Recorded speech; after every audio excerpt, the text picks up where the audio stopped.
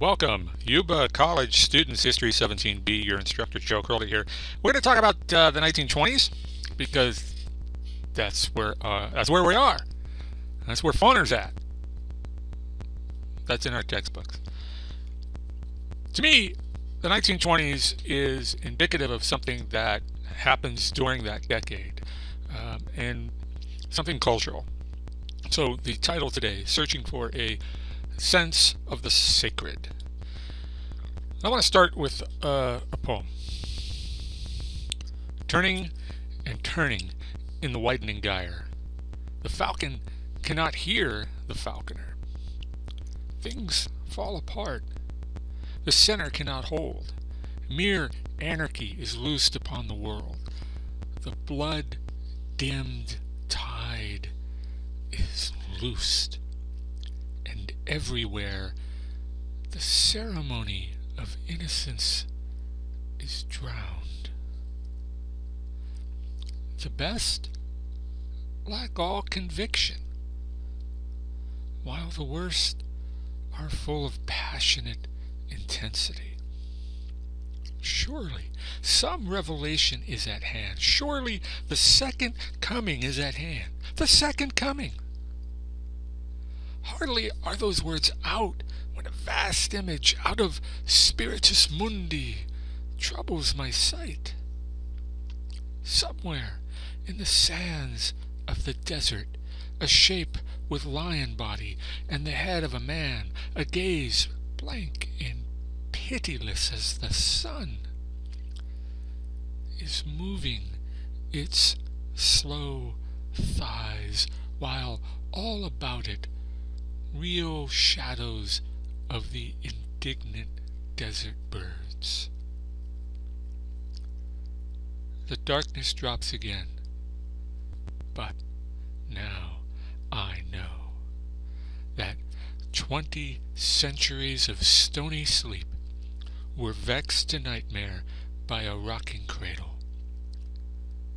And what rough beast, its hour come round at last, slouches toward Bethlehem to be born. Mr. Yeats wrote the poem Second Coming in the year 1920. It's a couple of years after the end of World War I. And yes, this very war, where 25% of all Frenchmen born between the years of 1890 and 1895 will be dead. 9.7 or nearly 10 million military deaths. 6.8 million civilians will die due to combat. 1.2 million British dead, 1.7 French dead, 3.3 million Russians, 1.6 million Austrians, 2.5 million Germans, 3 million Turks, 1.2 million Italians. In the United States, with 117,465, influenza, 37.5 million will die due to the flu.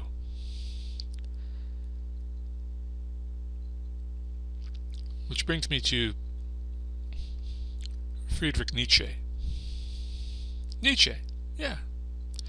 Now, he is a German philosopher, and he had died in the year 1900.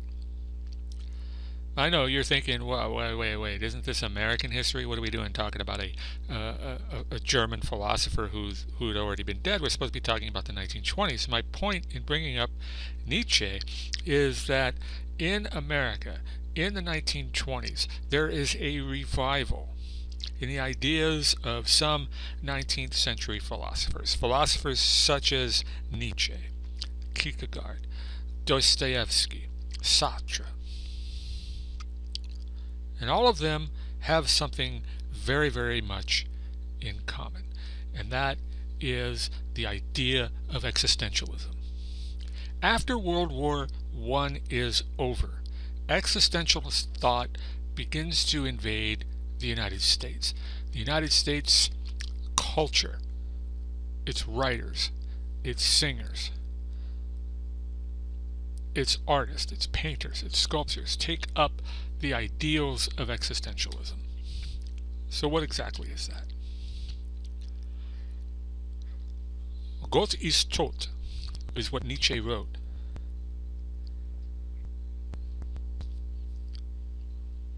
Gott ist tott, otherwise known that God is dead. And Nietzsche said God is dead because of modern society. In modern society, we have lost a sense of the sacred. Now, when he writes this, it's well before World War I. It's around the 1880s. But that modern society has so transformed relationships between people that we have lost a sense of what is sacred, according to Nietzsche.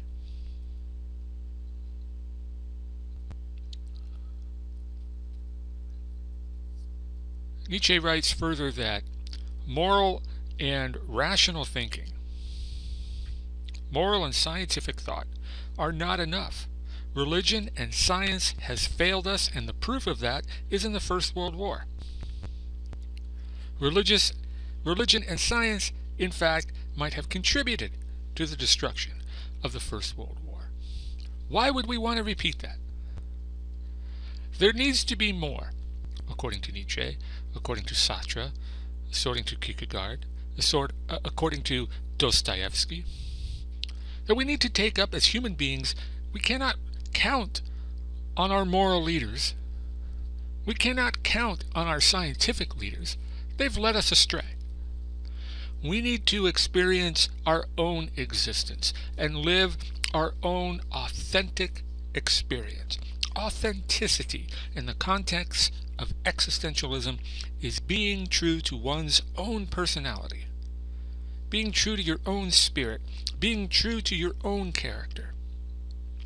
In a way, it's a rejection of modernism. But more important, it's a rejection of authority.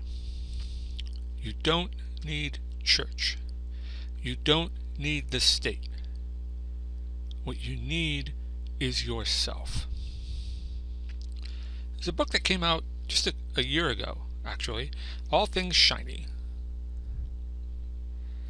Reading the Western classics to find meaning in a secular age. All things shining. Now, according to this book, we are social creatures. And we live today in the 21st century in a time where it's difficult for people to find meaning, to locate things that matter in our lives. And so there's a tendency in our culture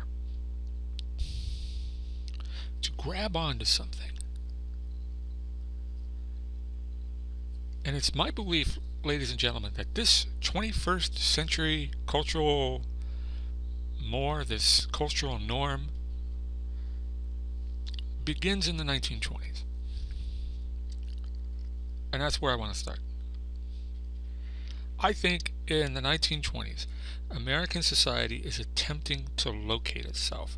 It's trying to figure out what it is that we stand for. In the 1920s, when it begins, there's this nostalgia sweep, a pining for the good old days, a style of business, a return to normalcy. Here we have Warren G. Harding with his darling wife, and she does indeed look like a nostalgic return to the times, not only prior to the World War I, it looks like she's still wearing an outfit that was around before the progressive era even began. This is a slogan that elects Warren G. Harding, a return to normalcy. But what is normal? Because according to Warren G. Harding, according to the Republican Party, what they are looking for is a style of business, a way for America to do business, not just prior to the outbreak of World War I, but prior to the outbreak of the progressive movement. We want business to go forward without all the restrictions that government is placing on it. Does this sound familiar? The return to normalcy, the Republican platform, is to do away with as much government interference in business affairs as possible. It's a return to a style of business that occurs prior to the Progressive era. A return to laissez-faire economics, free trade. A return, it's a wanting, a pining for the good old days of the Gilded Age, robber barons, Wall Street, and conspicuous consumption.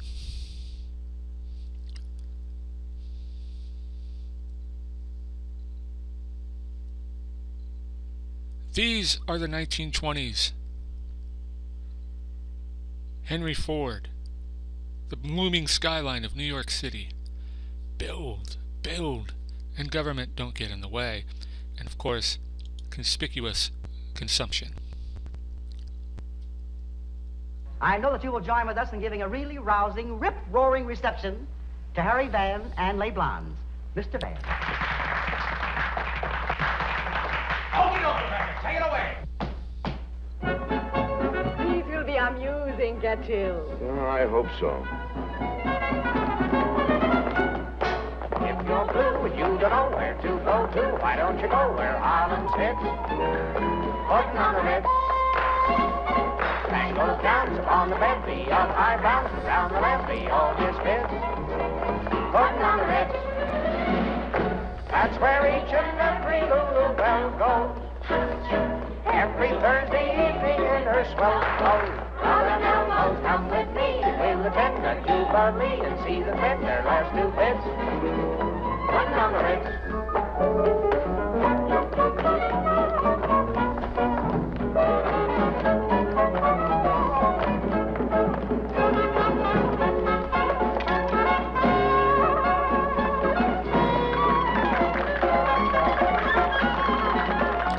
In case you did not recognize it, that was Clark Gable when he first started making movies in the late 1920s. A little bit of the conspicuous consumption of the 1920s came out in that film. And in fact, most of the films of the 1920s and in fact the 1930s, it's kind of funny because a great theme in the 1920s and 1930 era films had to do with conspicuous consumption. People who have wealth flaunting wealth. In that particular scene, a rich couple are putting on a party and for their friends. And so how many of you bring in a jazz ensemble, sing and dance, tap dancing sort of thing? That's what we're talking about when we talk about conspicuous consumption. America in the 1920s. There's also change, though. World War I has changed the United States of America.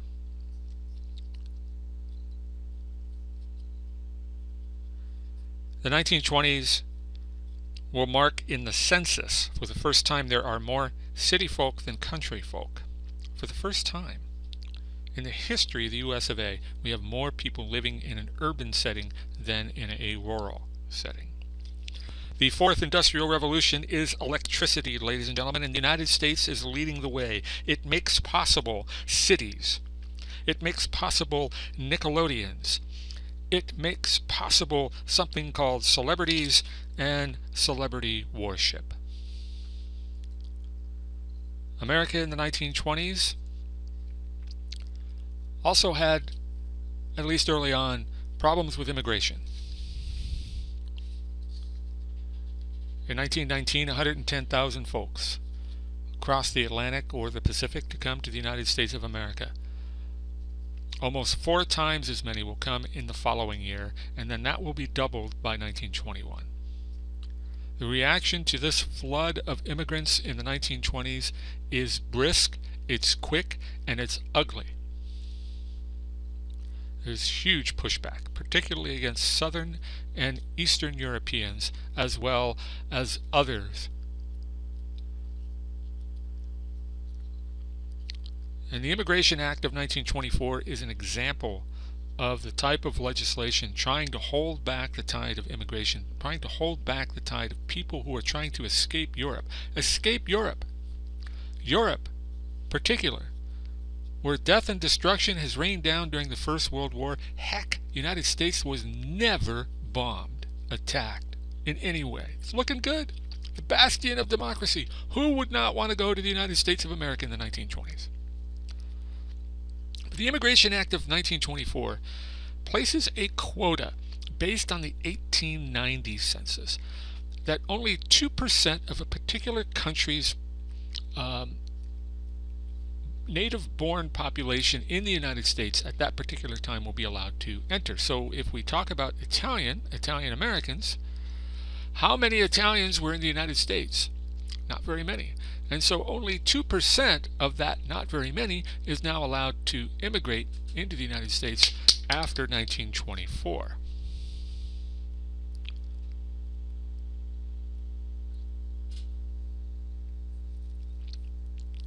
In the chapter that Foner brings, he talks about the Sacco and Vanzetti case, and I definitely want you to read that, but I also want you to keep it in mind in connection with the ideas that were popular, again, that return to normalcy, returning to a time prior to the First World War, perhaps even prior to the Progressive Era, where we had the ideals of social Darwinism rise in the United States. That if you were not white, Anglo-Saxon, and Protestant, there's something wrong with you. That you are somehow inferior.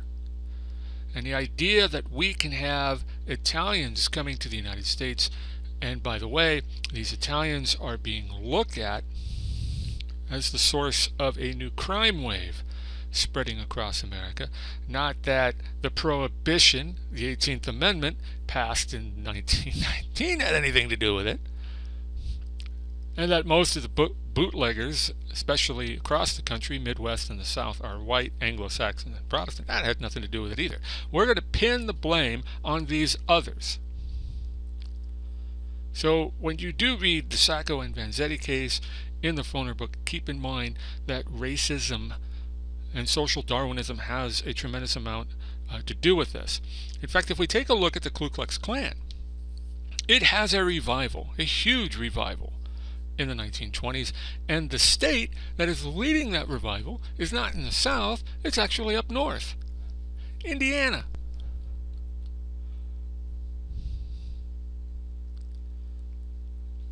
Lynchings in the 1920s begins anew. If you are African American and in the United States, it's time to be afraid.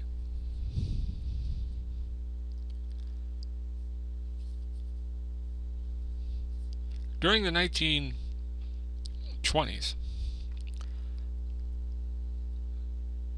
yes, this is the Klu Klux Klan marching in Washington, D.C. in the year 1925, and they're not protesting, they're parading. They're having a parade. This is the popularity of the Klu Klux Klan is at its height in the 1920s. People are searching for a sense of the sacred. And what is sacred to Indiana? Perhaps farmers, perhaps urbanites, whether they're workers or CEOs, is their whiteness, their Anglo-Saxon heritage, their Protestant religion. And so in the 1920s, again, we will see the peak of the Klu Klux Klan heydays in America. And here's a stat that I have there before you, but 15% of the eligible population in the entire United States will become members of the Klan during the 1920s. Tremendous.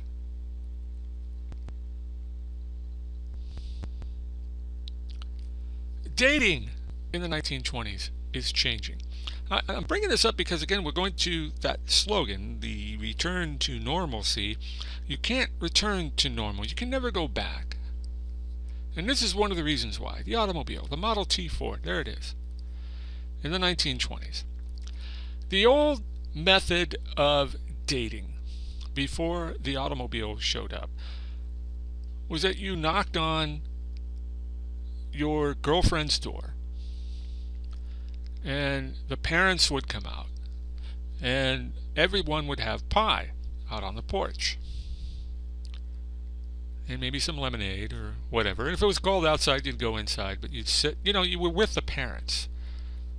Always. You were not just winning over your date. You were winning over your date's parents. They had to approve of who you are. And that's the old method. But then comes the 1920s, post-World War I, existentialism, and the automobile. So the new method, dating is meant to be fun, not to be shared with the parents. Jump in the Ford, and well, you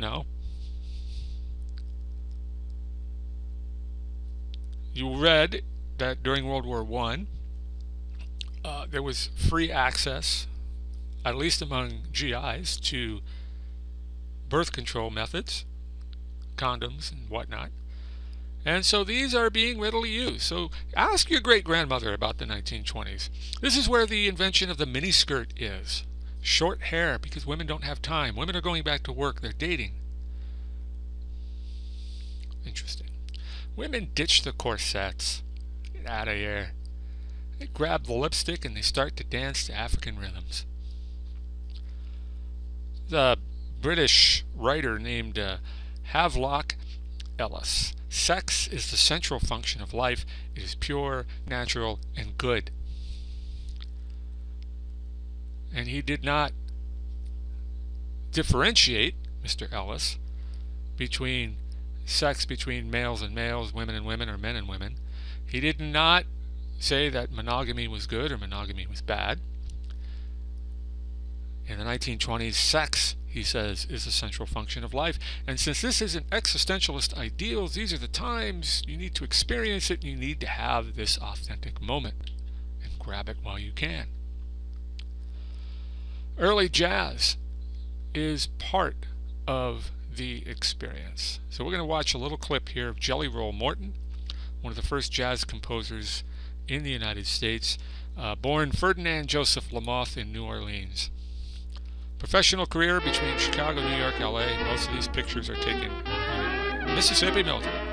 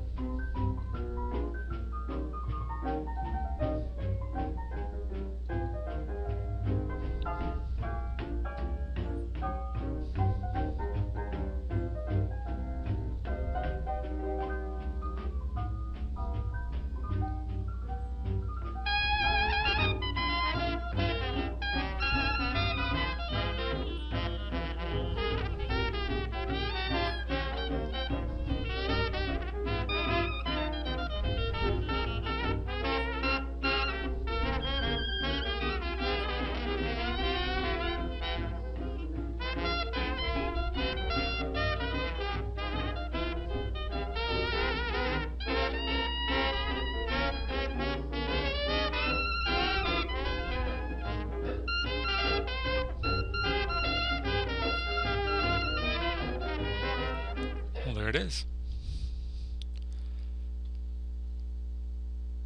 White people everywhere in the 1920s were dancing to the African American beat known as jazz. Americans in the 1920s not only turned to great African music, but they've also returned to, well, the flaming youth is what the older generation called this young generation. This young generation in America was living that existentialist dream. Going out on a fling. Jazz, booze, and automobiles. Mini skirts, flapper dresses, Nickelodeons, just having the time of their lives. And speakeasies. This is actually a photo of a club that still exists in New York City. Got its start in Manhattan, called Club 121. Still there. Speakeasies are interesting because Manhattan had a bunch of saloons prior to the passage of the 18th Amendment, and if you counted all the saloons in New York City or on Manhattan Island, just in that borough, you would have had 50 saloons prior to the 18th Amendment. When the 18th Amendment is repealed sometime in the 1930s, the number of Manhattan speakeasies is 5,000. It's just amazing to me. Beer and wine would not do. Beer and wine are passé, but if you're going to break the law and spend money on alcohol, beer and wine is not what you want. You want the hard stuff. And in some senses, some sociologists will argue that what the United States created with the passage of the 18th Amendment is a nation of drunks. A nation accustomed to the ideals of binge drinking.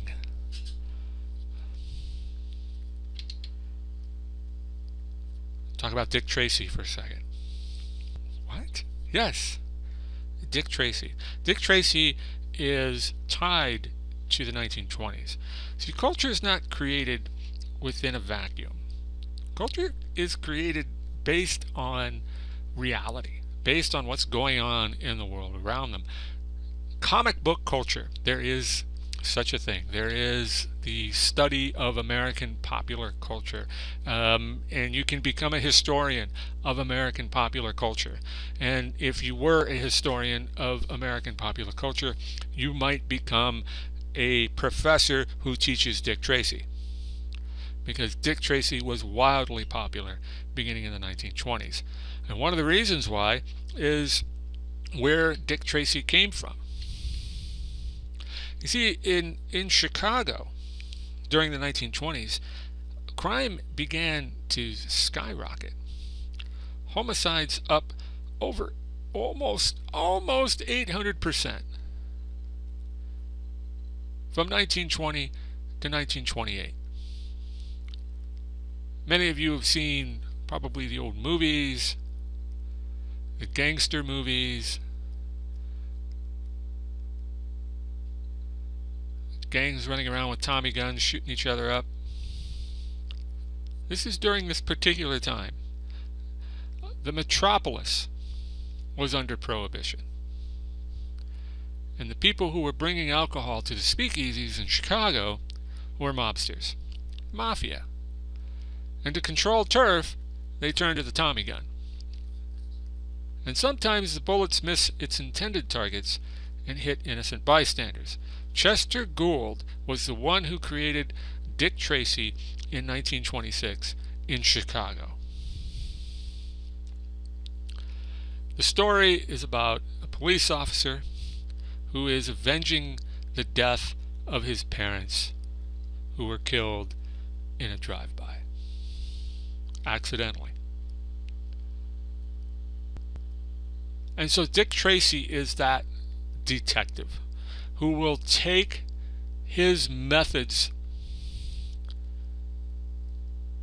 his ability to solve crimes, and take it against the mobs in comic book form. What's interesting about Chester Gould's character, Dick Tracy, is that Chester Gould was a smart guy, as well as a pretty darn good artist, and he studied forensics, and he used technology to fight crime. This was groundbreaking because forensics had not been accepted across the United States by police departments everywhere. Only very high-tech and therefore high-cost police departments could invest in some forensics. But for the most part, forensics didn't exist.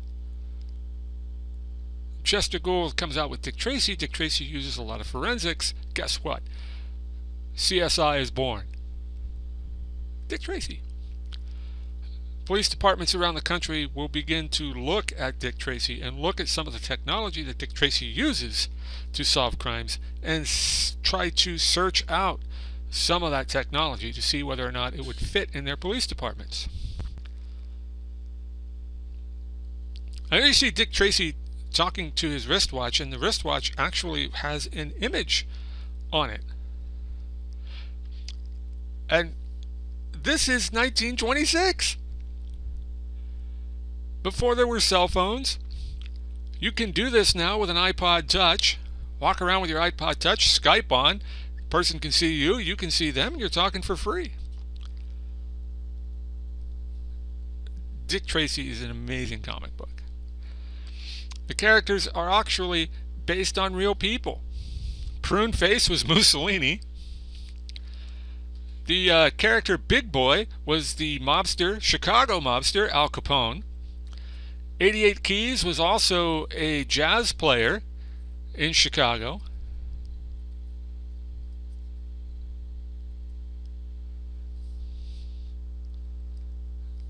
I'm going to finish real quick. 1920s. And 1928, I should say, specifically. The idea that people are trying to figure out who the United States is, where we fit in the world. What do we really stand for? We said that we stood for the ideals of democracy and freedom, and that when we joined World War I, we would fight in defense of democracies and freedoms. But what are democracies and freedoms in this country? We found in the 1920s that there was a huge drop-off in church attendance. Prior to World War I, church attendance was probably close to 55–60%. It had been waning for decades, but that's still pretty high. By the end of the 1920s, church attendance is around 30%, and it kept falling. The United States is becoming increasingly urban and less rural. Which kind of America do we want then? The rural America? The idea of Thomas Jefferson's, the small yeoman farmer making a way out of it? Or the urban America? Complex, cosmopolitan, fast-paced. There was a movement in the 1920s to standardize everything. There's a very famous quote by Henry Ford: "You can have that car any color you want as long as you take black." I find it fitting that a 1928 World Series,